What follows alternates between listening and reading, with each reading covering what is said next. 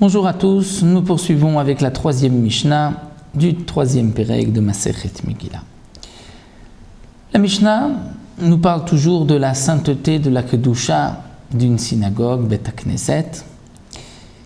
Ve'od amar Rabbi Yehuda, et encore Rabbi Yehuda nous donne une autre halacha. Bet HaKnesset shecharav, une synagogue qui a été détruite. Le terme, comme explique les Mefarshim, le Bet HaKnesset, n'est pas un mot hébreu. Dans le Navi, on retrouve le terme de Bet Tefila, non pas Bet HaKnesset. En vérité, Bet HaKnesset est un mot qui provient de l'araméen, mais qui a été transformé par le Tana de la Mishnah. C'était donc l'habitude des Chachamim de l'époque, parfois prendre un mot araméen et de lui donner une consonance de la Lashon HaKodesh, puisque Bet HaKnesset provient du Bet Kenishta, c'est-à-dire d'un endroit de rassemblement en araméen, alors que normalement donc dans le Navi c'est marqué Bet Tefila, qui bétit Bet Tefila. Donc le Bet HaKnesset provient de l'araméen Bet Kenishta et a été transformé pour lui donner une touche, une consonance de la Lashon HaKodesh. Donc Bet HaKnesset, une synagogue shecharav qui a été détruite. Quel est son statut? Eh bien, en maspidim betocho. On ne pourra pas à l'intérieur de cette synagogue prononcer des oraisons funèbres, c'est-à-dire on ne pourra pas l'utiliser comme une place libre pour pouvoir prononcer des oraisons funèbres, faire donc le début des vaillotes, des funérailles, bien sûr lorsqu'il s'agit d'un espèce d'un particulier. Ven mafshidim betocho chavalim, on ne pourra pas étendre et préparer donc des cordes dans cet endroit où n'importe quel travail. Le Tana a choisi préparer des cordes puisque nous avons besoin de beaucoup de place et la synagogue en général était large, c'est un endroit où il y avait de la place, donc on aurait peut-être pu penser qu'on peut utiliser cet endroit pour préparer des cordes. Non, le Tana nous dit que c'est un manque de kavod, d'honneur par rapport à la synagogue qui garde sa sainteté. Ve'en porsim betocho metsudot, on ne pourra pas mettre des pièges dans la synagogue pour attraper des bêtes sauvages ou des oiseaux. Ve'en shotrim al gago perot, et sur les restes du toit de la synagogue, sur les ruines de la synagogue, on ne pourra pas étendre, mettre des fruits. Ve'en osim oto kampandaria, on ne pourra pas non plus en faire un raccourci.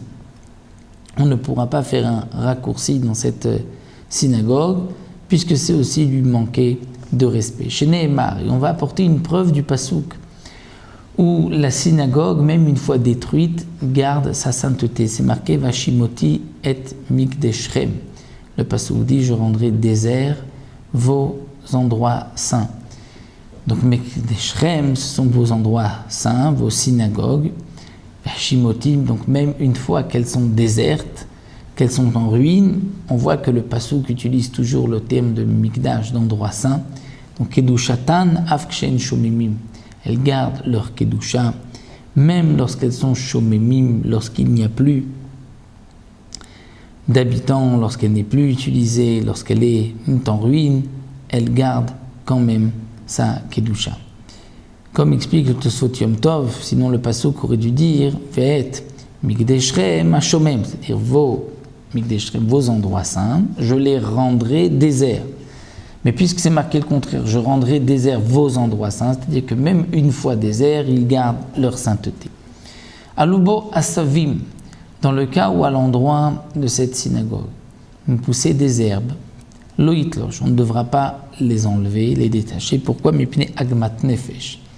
Pour qu'on garde plein de tristesse, c'est-à-dire lorsqu'on va passer devant cette synagogue et qu'on va voir les mauvaises herbes, tout ce qui pousse dans la synagogue, on va se rappeler les moments où la synagogue était enrichie, était construite, et donc, ou bien les Bnei Israël de la ville vont se charger, vont s'efforcer de la reconstruire, ou ils vont prier que cette synagogue puisse être reconstruite. Donc c'est pour cela que toute l'interdiction, précise le Barthénora, c'est uniquement de détacher, d'enlever ces mauvaises herbes et de les donner à manger à nos bêtes.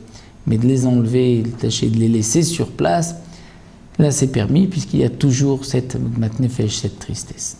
Donc voici les 3 premières Mishnayot que nous avons étudiées de ce 3e Pérec, où le Tana nous enseigne la sainteté de la Kedusha de la synagogue. Et nous verrons donc à partir de la Mishnah Dalet l'ordre de la lecture de la Torah, tel que nous avons jusqu'à aujourd'hui l'habitude donc de lire dans le Sefer Torah. Ça, nous le verrons à partir de la Mishnah Dalet, jusqu'à la fin du Pérec.